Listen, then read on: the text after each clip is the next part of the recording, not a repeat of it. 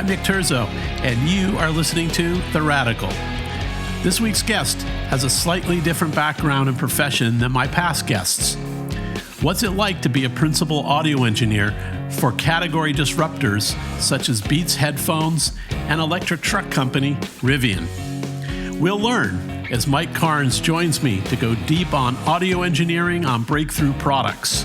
From his time as head of audio at Beats and Apple, onto his current position designing complete audio environments for the innovative electric truck brand Rivian. From chimes to warnings to external sounds to playback audio and phone integration, this is a fascinating discussion into the many challenges in automotive audio engineering. He also shares some of the best music to test audio playback systems with. Coming up, my chat with Mike Carnes.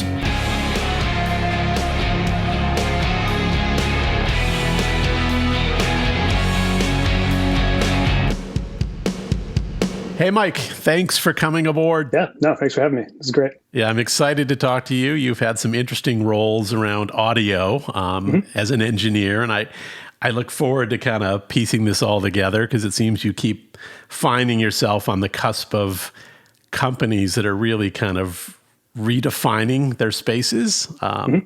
So it's interesting for me how you kind of end up in these positions.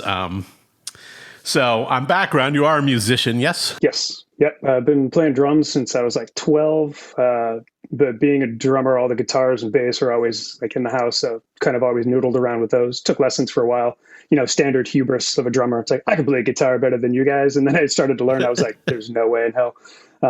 So yeah, I kind of play, like dick around. I started playing my bass again recently. And but yeah, it's fun. It's fun just to kind of to play. I haven't really played seriously in a while, but yeah. Did you have bands like during college and stuff? Or oh yeah, did you do that route? Literally from like a week after I started playing drums, that was terrible back in the day. But like my grandfather played, my father played, both my brother and myself played. I was been in bands like through high school, through college. When I moved to San Francisco, was in another band, and then moved down to LA. Was in a cover band with some guys that I worked with there. We're just kind of doing like 80s and 90s like metal and like punk sort of covers for work gigs. But yeah, just generally playing around. Was it something you'd considered as a serious career at some point that you were going to try to go down that path? Or with your education, did you always know you were going to have your day job? No.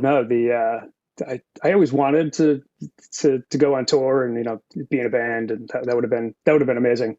That kind of just fell into the engineering thing. Just started going to school and then like wasn't really into it. And then like I went to a 5-year program after about year 3. When I made my first transistor LED circuit on, it was like, blink. I was like, oh, this is cool. And was actually into it. Until then, I was like, yeah, I'm just doing this until my band picks up. And like, you know, at the time, those dreams were possible. Maybe, probably not. But it was fun. No, but you come from then a very supportive family as far as musical. It goes back. Yep.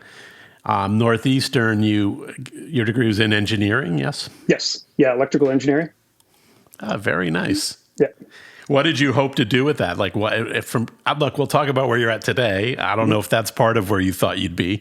Oh no! But back then, where did you think you were going with it? I had no idea. To be honest, I got into school. It just kind of started as something to do. It was just like kind of pick and go. I was good at math, not really good at much else, and then kind of got into engineering. Turned out I liked it, which was kind of a nice change, but a tough find about halfway through. And then I was like, oh, this is kind of neat. But like with the music background and just being a musician, and I was like, oh, I wonder if there's a way to kind of blend these over. It was either that or like robotics. I really enjoyed kind of building robots and stuff too. It was my first gig out of college was at a robotics company. And then everything from there has been audio based. Right. And I mean, Northeastern's in Boston, right? So there are kind of, because of the MIT connection and stuff, there's kind of a big robotics world there. Yeah, it's huge. And even Bose was in Massachusetts, and I was at Bose for a couple of years in the automotive side. You know, Dr. Bose used to teach at MIT, so there's just a huge connection between there. Yeah, robotics, like, you know, Rodney Brooks and like the whole like robotics lab that's out of there. And, they did some really cool stuff. How did you get to California then? Born and raised in Massachusetts, and then eventually I was like, I want to try something else. So I made my way out in 2006. I moved to San Francisco, got a job at Palm, then working on audio for cell phones. So they did the Palm Pilot back then, came out with the Pre about a couple of years into it.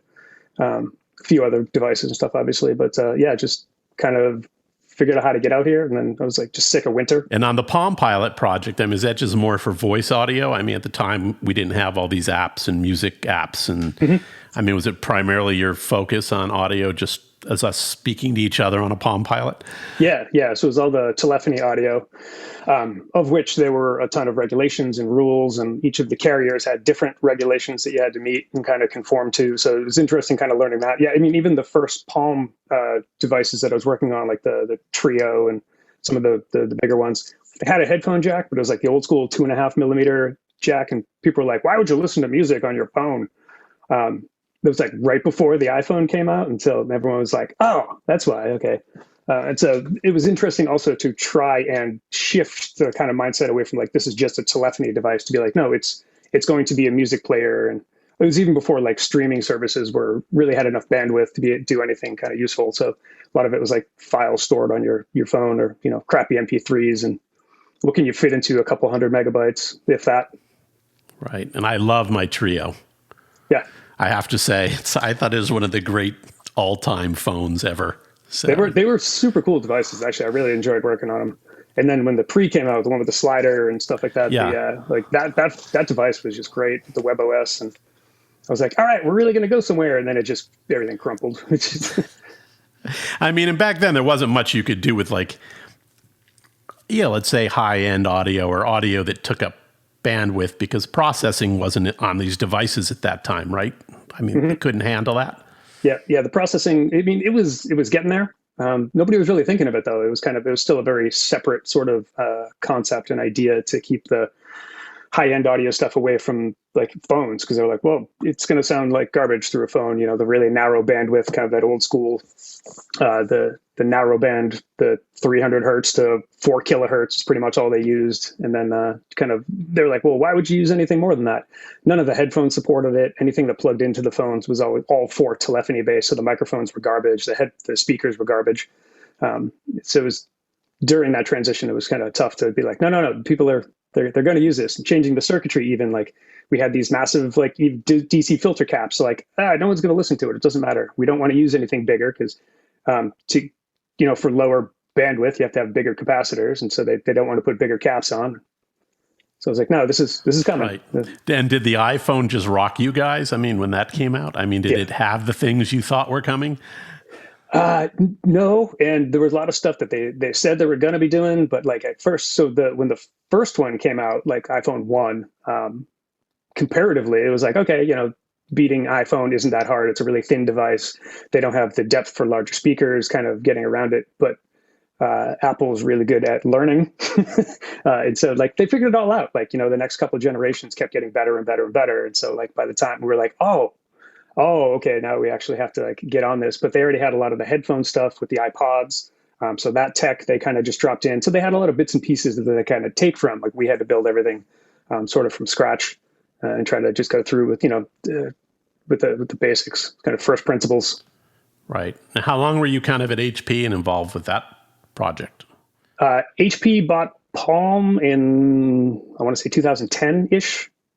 And we're keeping Palm on. And then about 9 months into that, like into 2011, HP was like, we're all done. We're shutting this down. So like everybody found out the same day. They were like, everybody's fired. See ya. So but worked with the HP kind of audio stuff. They had a couple of laptops. They had the tablets that they were doing, and they already had communication with like Beats Audio, and they were kind of working with that. And that's how I kind of met the whole crew down at Beats before I started there, and just going down and working with them. But like at the time, I didn't know who any of those people were. People were like, okay, you got to get this tablet ready. We're going to bring it down to Jimmy Iovine. I was like, who? It's like, and here's some sample music you should use, like Sheryl Crow. We got Tom Petty, you got Bruce Springsteen, U2. I'm like, okay, that's really weird. And I was like, I don't know who Jimmy Iovine is. I looked him up, and it's like, produced Sheryl Crow and Tom Petty and Bruce all Springsteen. Those. Yeah. And I was like, he's done everything. Okay. So going down, And then after Palm went down, I went to a small startup in San Francisco, just kind of a design firm, sort of engineers for hire. We were working on a few different audio things. And because I had the contacts at Beats, every once in a while I'd be like, hey, I got some new tech. Do you guys want to check it out? They're like, yeah, sure, come on down. Go down and kind of show it to them. And I was like, cool, do you want to buy it? And they were like, nope. And I was like, all right, see you next time. And just kind of just head out from there. And then eventually they were like, do you want to talk about a job here? And I was like, okay. Yeah, it all fell into place.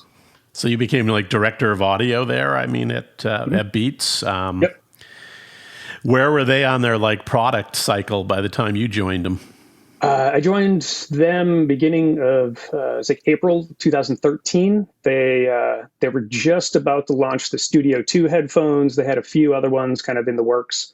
At the time, they were hiring a lot of engineers to kind of backfill and bring in-house a lot of the engineering instead of having it contracted out to the whatever manufacturer they're going to pair with. They did a lot with Monster at the time. But they were looking to bring that in-house to be able to control a lot more of the quality, a lot more of the sound. So I came in right before the launch of Studio 2, the ANC headphones, and then a few other products from there. And then was okay, kind of looked at my background, electrical engineering. I was like, looked at the audio architecture.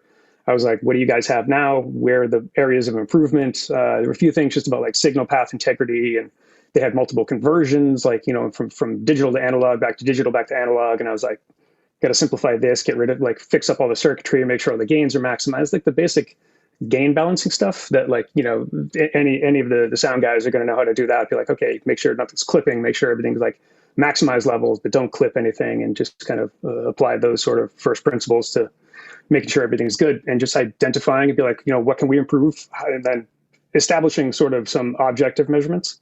Audio is very subjective, but you still need objective measurements for like presentation. It's easier to be like, next product will fix this by, this will be 6 dB improved, or this will be 3 dB improved. But it's like, okay, customer doesn't know what that is, but like it still helps. You need both.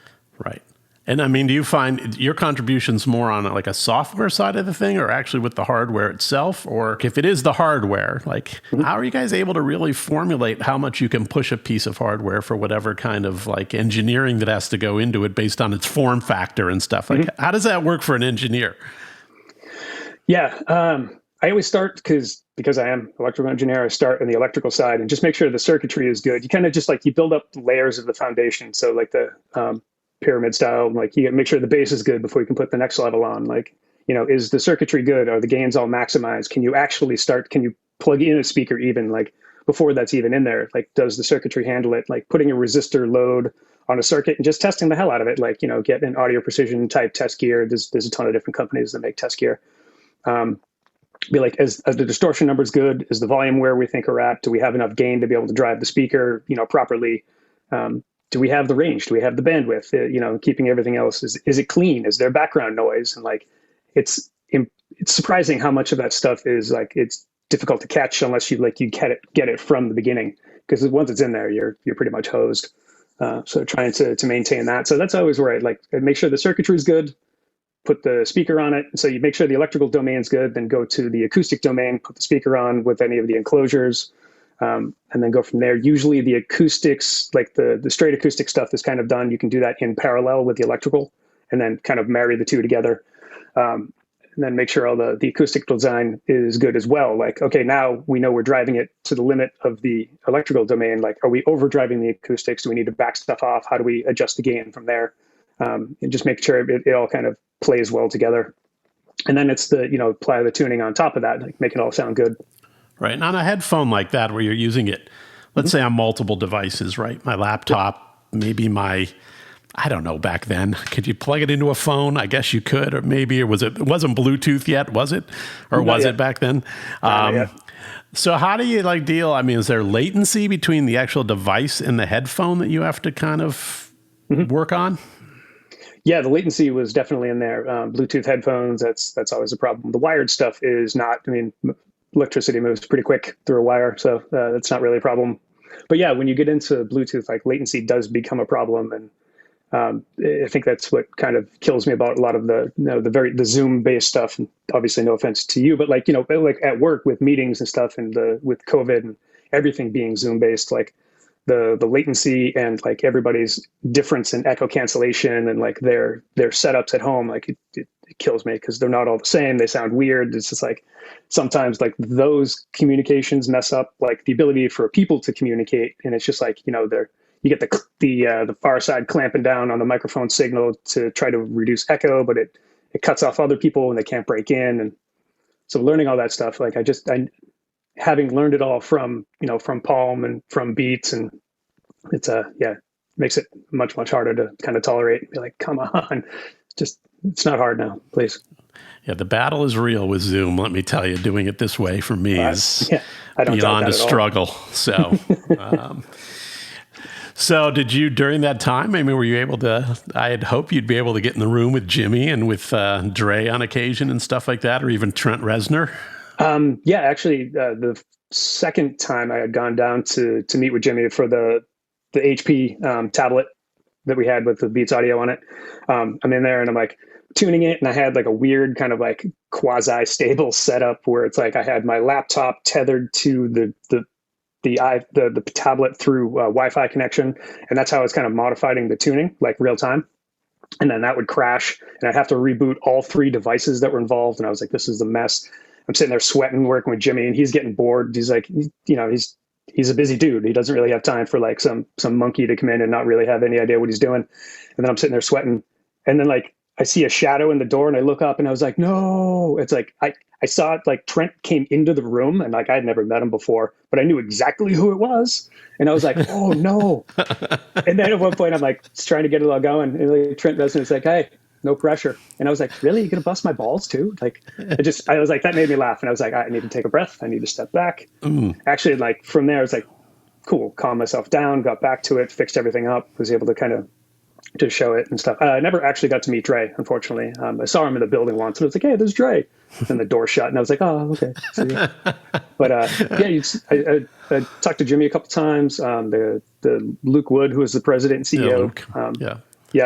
I mean, he was like amazing in the industry and stuff too. And then getting to meet various like recording engineers, mixing engineers. There's a dude in London we used to go and meet with all the time. There was a couple mixing engineers in LA. And they would take all of the products, Beats would, and just be like, look, we need you guys to listen to these, to check these out. Like, do they work? Do they sound good? Do you like them? And then have different people audition them. And it was interesting going to Beats because they made consumer electronics, but they weren't a consumer electronics company. They ran their products like they would with any recording star. It's a lifestyle. It was a lifestyle company or culture company. Yeah. Yep. But they even treated the product like it was a recording recording star as well. So each of the products was treated like a new record from a new artist, and they'd kind of come out, and it was fascinating to watch because it was different than anything I'd been involved with before. And I think it was one of the reasons it worked. I mean, they had the industry buy-in and they had the names, and when they hired all of us, like I was in this massive glut of hiring. They hired pretty much all of the engineers I bet that are even still there now. We're all hired about the same time. It was kind of the end of 2012, beginning of 2013. They got a bunch of investment to be able to hire. And so like they built up the team then, and we were like, cool, bring it in. Like, let's do this for real and like keep making this better generation after generation. So yeah, it was cool. And did you stay with them all the way through the acquisition by Apple? Did you join Apple then as part of that? Yep. Yeah. So I started Beats beginning of 2013, like April. And then Apple bought us probably midway through 2014. And then, so I was there beforehand, stayed afterwards. And then like during the transition, it was like the first year was like really bumpy, and the second year was all right. And third year was a little bit bumpy. Like, it's like you get this ringing sort of like, like a tuning fork, ding, the whole thing resonates. It's like these two massive bodies. Apple Beats was just huge in terms of like the market they were in. Apple is just a massive company kind of across the board. And so those two bodies kind of settling into orbit around each other it was pretty cool to see, and a fascinating process. So yeah, and I was there for 6.5 years total. So yeah, I mean, I became an Apple employee right when they picked us up. and they backdated my Apple employment basically to when I started with Beats. So technically, I was there for like 6.5 years as an Apple employee. So yeah, it was Wow. cool. That's kind of awesome. Mm-hmm. That includes stock options backdated to then? We did get like there was a grant when they bought us. Like, you know, it was just kind of like a, hey, thanks for hanging out. We'll make it worth your while. Stick around for a little while, and then they took good care of us. It was That's fantastic. but I didn't have any equity in Beats when they picked us up. Unfortunately, I tried, Right. but they're like, yeah, no. Yeah, no, they needed it all. So, Mm-hmm.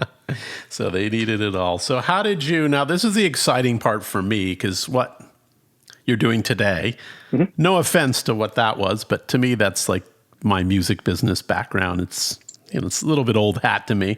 Yeah. My first attempt, my nascent attempt at blogging was doing a blog about, basically sustainability. And the main focus of it was electric cars, in 2007 and 8. So I was way ahead of it. Needless to say, I gave up on the blog because I don't think anyone was that interested in electric cars in 2007 and 8. So that brings us to today, where you're a principal engineer at Rivian, Yep. which I think is the greatest pickup truck ever designed in the history of man. And this company is just such a great story, and the CEO is really impressive. And so tell me, how did that transition from Apple to, I assume, to Rivian happened? Is that, or was there something in between? No, that was it. Pretty much straight back to back on those. People I had worked with at Palm actually were working at Rivian at the time. And so they were like, oh, we need an audio person. And they hit me up. They're like, hey, you interested in a conversation? I was like, sure, we can have a conversation. It talked about it, kind of did some research on the company, was really impressed with what they were all about then and kind of what they were aspiring to. And it was cool to see. Like I wanted to get out of consumer electronics eventually, getting into automotive, because at the time I was like, oh, I work on cars and stuff on the side. I like racing and working on cars. And I was like, basically like an internal combustion engine is effectively like a fire breathing organ for like this kind of organ, not like a heart or lungs organ. This is my sign language for organ, by the way. And so, meaning an instrument is what you're saying. yes, the instrument. So the acoustic design, because like it pulls in air, it outputs air. There's you tune the exhaust, you get the pressure waves coming from the pistons.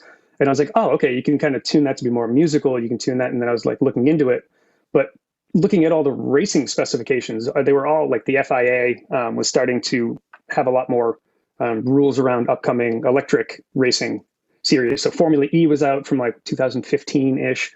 And so that was already kind of going. And then like I'm really into like rally racing. So like rallies, they were started to be like little pop-ups. I was like, oh, that's interesting. Like, how do you kind of modify the sound of an electric vehicle? Because it's just going to kind of have that whine and whir, and it's not going to have that like visceral sort of like grunt to it. Like I can always tell when there's like a Subaru rolling down the street. Like you get that flat Boxer 4, or like a Porsche, it's got the flat 6. You always know like a Corvette, you get like a pushrod V8, obviously C7 and prior, or like some high strung Italian V10, V12, like whatever that might be. Like oh, cool. But now it's like you just hear like that kind of haunted woo sort of thing of like a Tesla in reverse. It's like, okay, it's so it was just kind of interesting to like think about like, oh, the sound of electric cars. That's cool. It's kind of this up and coming sort of field. And like from rally racing, also like from having a helmet on and not being able to hear some things about the car, like when you lose touch of the sound of the car, like I'd be driving and I was like, why? It feels like it's just acting weird. And I'd be looking and it's like bouncing off the rev limiter. It's like, gang, gang, gang, gang, gang. But I didn't know. I just couldn't hear it. And so like, it's kind of lost track. Like if you lose track of the sound of the car, you kind of miss what it's doing. Like I really like the Ford versus Ferrari movie where they're talking about the car like singing at 7,000 RPMs. And you're like, yeah, that's how you know you're like right on the limit. You listen to the tires, you listen to the engine. And so, but now it's like a different thing. It's like, there are ways of doing that to include it, but it's not going to be the same.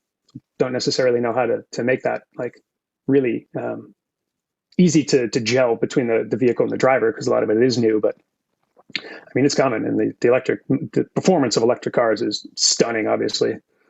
You see like all these hypercars now, you're rolling like 15, 17, 19, 100 horsepower. You're like, you can't do anything with that. Like, you can't get that to the ground. It's like 12,000 pounds of torque, foot-pounds of torque. You're like, okay, still going to burn the tires off of it. So you get to Governor Rivian. The CEO, it's RJ. How do you pronounce last name? Scaringe? Scaringe. This guy comes from RPI, gets a doctorate in MIT. At MIT, but I thought he went to RPI for his bachelor's degree. He may have. I'm sorry, I don't know. Yeah, so he gets a doctorate at MIT. They have the Sloan Automotive Lab there, which is fantastic. And this guy works really hard for years and years and years to have to build all this stuff. And then some of his, like your head of engineering came from McLaren. Where did he come from?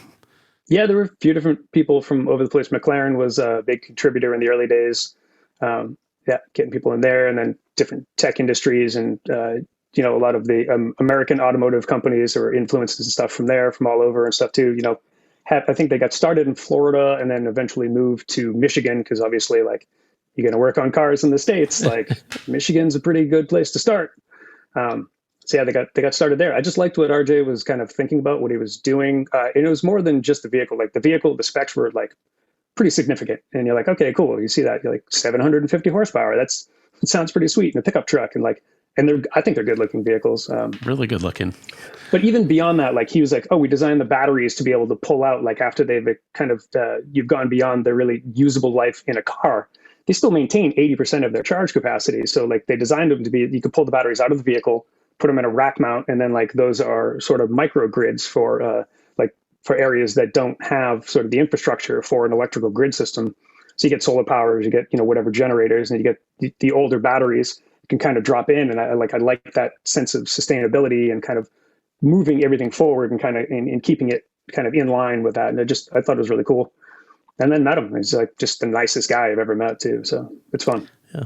Was that an easy process for you then, since you had colleagues there? I mean, to kind of transition into that? Yes. So having worked in robotics and electric motor drives out of college at Bose, I was in the automotive side there, and then consumer electronics and audio. It was like I was getting ready for this job, my previous career. But having the crowd, because then I was like getting back to like, when I was doing the research, and I was like, what do I want to be doing? Sound of electric cars. I was like, cool, I would like to work on the sound of electric cars.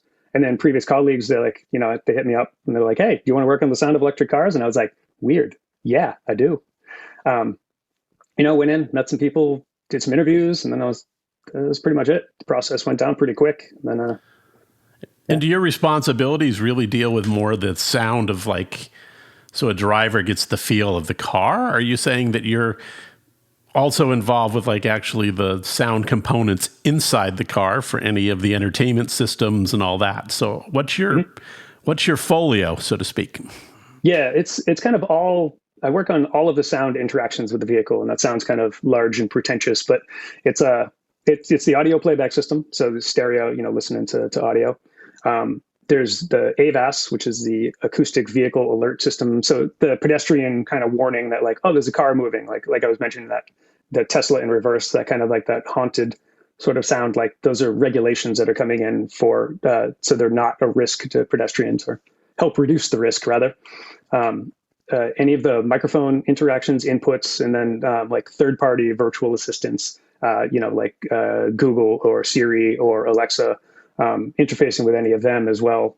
And then audio accessories in the vehicle. Excuse me. So working on pretty much anything that makes noise intentionally is kind of the delineator that I use. So there is like the noise, vibration, and harshness, like NVH, that typically goes into automotives. So they're kind of like reducing accidental noise, and I'm kind of to help optimize sort of the intentional noises. Right. And how do you, let's just talk about, maybe the sound system part of this in the vehicle. It's a luxury car. I mean, you're tipping high fives for this thing. And there's an interesting component to it that I want to talk to you about, because there's something, and I'm hoping you designed it, but what's it like in an electric car? What's the difference like on the sound requirements? I mean, the car's so quiet anyway. I mean, you don't have an engine running. What's the difference like from a traditional gas combustion engine car? For the most part, when you're driving, they're not too different. A lot of the noises, like when you're actually on the highway, would be more wind, tires. The engine really isn't that much of a component. So on the highway, it's not super different. But like, just kind of putting around town, like under 40 miles an hour or so, it's actually like it's much quieter in the cabin of an electric vehicle. There are particular sounds that go with it, but like you don't get that general sort of like that low noise floor that kind of comes with it. So you notice a lot more things, like you notice fan noise a lot more. You notice sort of the motors themselves. They all sort of they have a ringing to it, like the coils inside kind of sing a little bit. And so like you kind of notice all of those sounds. So it's like, okay, you can control the noise floor and bring the noise floor up to help mask some of the other sounds, and sort of to work within that. It is particularly quiet, especially like if you're just sitting in the vehicle, like not going anywhere, making sure that like the audio, there's no noise, there's no hiss, there's no distortion, just making sure it plays really nice and low. Make sure the kind of target is always like the stereo should be, or the audio system should be capable of playing quieter than anyone's going to really listen to and be playing louder than anyone's really going to be listening to. And then targeting that sort of like Gaussian distribution in the middle, like most people are going to listen about this level. If you really want like, ear bleeding sort of output, like you can crank it up, like, set it to, 11 and then go from there. That's been one of the main things too. It's just kind of making sure it all sounds good. And then like, a lot of like some of the automatic features, like the noise compensation, like a lot of cars have the speed dependent volume control rather, that will change the audio playback levels based on, how fast you're going to compensate for road noise. And there's not a lot of like noise and stuff going on. Like there's, you get wind and tire and stuff, but like if you're missing an engine rumbling at like 2,500, 3,000 RPMs underneath, it's like, you didn't think it was that much of a contribution, but it really turns out to be like significant. So it's neat there. So you have to be a lot more contained, I think, than an ICE engine. You get a little more, I won't say slop, that's not the right word, but you get a little more, I think, tolerance for kind of a little bit messy bit with an ICE engine or with an ICE car. Right. And look, this is a competitive space, right? And RJ talks about even this being a branding exercise for him in a way. Yep. And being a brand at this level and the competitiveness of it, and it's the new frontier. Is there like a sonic branding that goes on, like even with like the chimes or the warnings, or do you have your own versions of all that stuff? Oh yeah. We had to go through, create every single every single sound from scratch. We work with a couple of different companies that design the sounds for us and go through and then audition them and work with the UI UX teams to be like, is this what we intend? Does this have the correct sort of feeling to it? So it's like, sometimes if it's just like, oh, hey man, your seatbelt's not connected, or a lot of these electric vehicles have the advanced driving controls, ADAS instead of like compared to AVAS, like the ADAS stuff. So that's when it's like, hey, you need to take control. Like if you have it in the automatic driving mode, it's like when it needs to tell you need to take controls back, or if there's something coming up, some of the warning sounds, like, is this a warning sound? Like you don't need to scare the pants off somebody if it's just like a blinker, but like, if there's like a front collision warning or something else happening, blind spot, for example, you definitely need to let them know. And so it's not even just the sound, but the chime that happens for a particular event, but what do you do with the rest of the audio streams that are happening at the same time? Like if you have navigation and Alexa responses and, audio playback, like what do you do with those when you're supposed to be hearing these chimes? And so controlling, like, you're dropping the levels down a little bit to hear them. Like sometimes you don't drop it at all. Sometimes you drop it a little bit. Sometimes you drop it a lot. Sometimes you mute the stream altogether, depending on priority, severity. So you have to work with the various teams to figure out kind of what goes where and when and how. And so it's a delicate dance, but it is a lot of fun. I enjoy it. And does who's the guys that run the car thing? Is it the NHS or whatever? Who's responsible for safety? Highway NHTSA. Yeah. NHTSA. Yeah. Do they have any say in that? What goes on inside the cabin, or is that not their realm? So no, that's not their realm. The only thing like NHTSA or any of the regulatory bodies would talk about is the AVAS on the outside, and then if there is like OSHA would chime in for like work vehicles. So we're working on delivery vans. It's not surprise. And so those, they have OSHA regulation requirements. And so like the audio system, you can't play above 80 decibels as like the average. It's like the standard, like, oh, my 8-hour job can't exceed 80 dB SPA decibels. And then, over the SBLA over the time of the day of the shift. And so it's kind of neat. So like the van has to conform to that. The vehicles don't. A lot of it's just kind of like making sure it's a good user experience. Like, do we get the feeling across for the particular sounds? Like, and we can't drown out the music, but we have to, give proper importance to each of the signals as they come in. That's cool. And in the pickup truck, I saw there's like a pop out like Bluetooth speaker that you can take outside on the truck. It's mobile. Does that work with the sound system when it's in the truck? No, it's a so it doesn't. It's independent. Did you design that whole thing? I worked with a bunch of the teams for that and stuff too. Yeah, so I was involved pretty early on with that as well. So having come from consumer electronics and doing the speaker stuff, they were like, "Hey, here you go," and I was like, "Oh, okay." Like there wasn't enough to already learn at the company when I started. So, but yeah, taking that on, that's a really cool little product that goes with it. Great little accessory. It pops out, plays music, and then it's like, it's waterproof, basically it's IPX67. So like you withstand, you can submerge it for up to half hour in a meter of water. I was like, it's close enough to waterproof. It's not like forever sort of thing, but you wouldn't want to put it in space, but it works well enough for like, campsite at the lake, you splash, you leave it out in the rain, like, just the dumb stuff that happens, or like you just involvement there. So it's really cool. Little lantern built in, plays audio, sounds really good.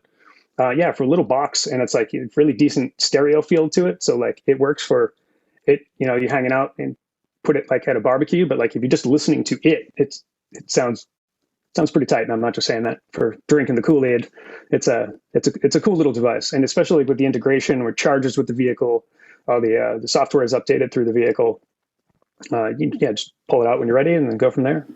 Is it in both the SUV, or just in the pickup truck, or just in the pickup truck? It will be in, depends on the trim level, but it is an option in both. It's fantastic. I love that thing. It was my favorite little thing I saw. It's like, that's a good magic trick. So, and so the difference, like you kind of touched on it a little bit, like the difference between the commercial vehicles and kind of these higher end consumer cars. What all goes into the audio in like a commercial vehicle? Is it minimal, or has it gotten more complex because of systems that maybe these companies want to track these drivers and their productivity and all that stuff? That's all there. The tracking, the productivity, and the driver monitoring, that's all there. But the playback system is pretty minimal. Excuse me. Just a couple speakers kind of just take care of the basics. It'll do stereo. That's pretty much it. All the phone calls, telephony, but then the voice interactions, obviously, with the partner that we have for the vans. They have their own voice assistant. So like accessing the voice assistant. So there has to be good integration with the microphones. They have to play well, kind of within the system, be able to do that. And they don't put a lot of emphasis on that because it's not meant to be like a pleasurable vehicle. Like, oh, it should sound great. So when I'm driving, it's like the doors will be open most of the time, and you're just driving like from like a few doors down and dropping some more boxes off in and out of the vehicle. But still trying to push that, be like, it's easy enough just to throw like a subwoofer or something like a larger woofer in the cabin. Like, doesn't have to sound great, but basic 2.1 type of system, like you can make it sound pretty good for not a lot more money. But when they're kind of cutting everything, especially when they buy so many of them, it's like, okay, they don't want that. That's fine. We'll do that. Do you guys ever see yourself going down the path of like these high-end audio packages, whether it's RAM with Dave Cobb, the producer Dave Cobb, or Mark Levinson for Lincoln, or wherever he does his these days? Do you guys ever see that kind of a branded system, or not really in the cards for Rivian? Don't know. There's a lot there. We do have a branded partner now. It's been kind of discussed, but with the really high end ones, like Burmeister or something like that for Porsche, like the really high end ones, still trying to explore it, still trying to figure it out. Like we don't know. Everything's sort of so we have the branded one for the premium system. The base level would just be kind of the, by Rivian effectively. I would love to think that we can do everything ourselves, but I know that's not the truth. So trying to find a good partner that would work within that. I think, but right now our system sounds really, really good. Pretty excited for it to come out. So we'll see what happens later, but right now it's working well. Yeah, are all those components built inside? I mean, or do you have to source things from other countries? They're sourced from all over the world. So everything's the vehicles and stuff are all assembled here in the States. A lot of the components are built everywhere. So it might be US, it could be Korea, it could be China, wherever the manufacturing of the particular components takes place. And then we put everything together. We buy a lot of stuff from the standard US suppliers, the European vehicle suppliers. It's like, wherever we can, and then go from there. But a lot of the audio components and stuff, we just kind of purchase. We don't make any of that ourselves. Got it. That makes sense. And so as an engineer and a sound engineer through these years, principal engineer now, as they say, yeah. I suppose that's an elevated position, being a principal engineer. Yeah. Do you have many patents? I have a couple from Palm, but really beyond that, like, I think I had 3 about, random, it was basically like improving telephony or echo cancellation, blah, blah, blah. I don't know. When I went to Apple, they were like, yeah, we don't really file patents unless you have some like really baller idea, but like none of the stuff that we were working on really kind of, it wasn't at the research level. We were kind of doing more execution. So there wasn't really a lot of room to get patents. So I haven't filed a patent since probably 2009. Yeah, you don't really need them to make a thing sound good. So I was just kind of like, yeah, just keep pushing forward. Since we're buying a lot of the stuff anyways, we're not really kind of we're not breaking any crazy barriers or boundaries or world records on any of that. It's all pretty well established. Like acoustics hasn't really changed much in 150 years. So trying to live within that. Right. That's awesome. And is there one, with these different APIs around each person's, CarPlay or whatever we have here, all these different systems now. I mean, is one better than the other? You don't have to answer that if you're going to get in trouble. Are they all pretty equal? They're all pretty equal. It kind of depends on, I think, what you're used to. If you have a whole ecosystem built around one or the other, like, I have a bunch of Apple stuff because I'm from Apple, like MacBook, iPhone, all that stuff. The Linux stuff I think is just as good. Kind of like, and if you have the Android like Linux side of things as opposed to like the Apple, which is Unix, and then it's like, is Linux and Unix really that different? I'm sure the true believers would be like, they're totally different, but I'm like, yeah, a level abstracted from that. So a bit of ignorance on my part, admittedly. I don't think there's any real difference in either of the systems. They're both good, to be honest. And just kind of making sure but we have to test both of them kind of to both extremes and make sure they do both like work within the vehicle. Like, so that is important. You can't favor one over the other. They both have to be equal. Yeah. Okay, I'm going to ask you this. I'm going to ask what your go-to is here. Hang on a minute. When I was an A&R guy, no matter what we did, we'd work in A&M studios to get these records, which is one of the greatest recording studios ever. Yep. But the thing we did was we always took the mix to our car and we put it in and listened to it in the parking lot outside of the studio. Yep. So I just want to ask you, is there a go-to artist you use when you're kind of testing this stuff out? Yeah, not go-to necessarily, but like just in the standards, you get the toolbox. It's like the various sort of things. I mean, my personal preference is all around mostly like hard rock, metal, punk. But I listen to like a ton of stuff. I listen to hip hop, I listen to jazz, I listen to rock.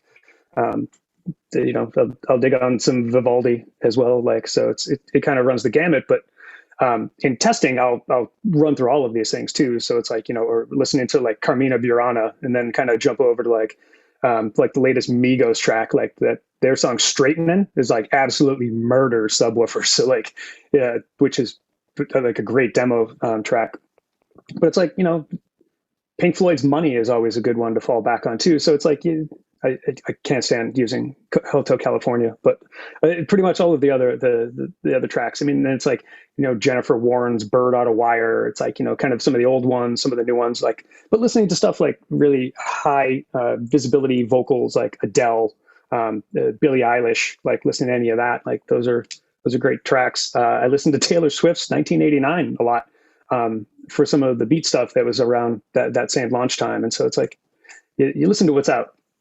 Or like high produced stuff like Rise Against, I find is really good for like that, like kind of the maxed out, like really like high production value. I love Rise Against, but like the high production value, like really just kicking the hell out of compressors. And there's a couple tracks that really torture compressors and stuff as well. So like being able to test that, you have to pick and choose. That's awesome. I love there's this whole range. I would hope so. Oh yeah. So that's great. Well, my friend, thank you. I really appreciated your time today. I can't wait to one day get in line to own one of these trucks. I hope I have the money one day that I can do this. So they're fantastic trucks, and I'm not saying that just because I work there, but having driven them, I was like, man, it's a really, really nice machine. Yeah, you don't have to tell me, man. I'm in. I mean, I've been in for like, I don't know how many years on this Rivian. So yeah, obviously, if you were paying attention back then, I mean, that's even before like Tesla really got rolling with the Roadster. Absolutely. So cool. Well, thank you so much. This has been fascinating. Yeah. So. Thanks, Nick. I appreciate the time. Thanks, Mike. Appreciate your time. Stay healthy. Will do. Thank you. Thank you for listening. This show originates from the podcast capital, Austin, Texas. My producer is Sean O'Neill. Visit theradicalpod.com for updates and even some merchandise. Also, please subscribe at Apple, Spotify, Stitcher, or wherever you listen to your podcasts. And I also ask that you please share episodes with your friends so we can continue to grow our community. See you all again next Friday.